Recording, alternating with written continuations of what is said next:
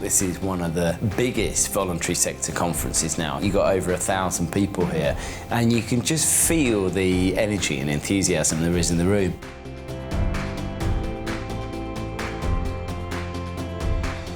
It's been fantastic to hear the experiences of the work of the voluntary sector here in Wales, and we've also seen the launch of a new volunteering vision for Wales. Today marks an important departure point for the progressive development for volunteering in Wales. It's a fantastic day organised by WCVA. I'm hoping to collaborate with many people from the third sector and see how we can make Wales a better place for the young people that we support. You only need one connection to move you to the next level of your life, to push your business, push your charity, push your community to the level that you required to attain more funding.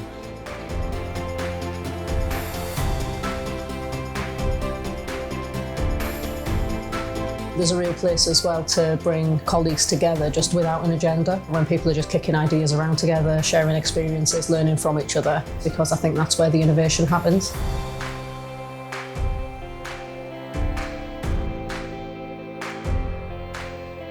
We will be here next year and the year after because we love it.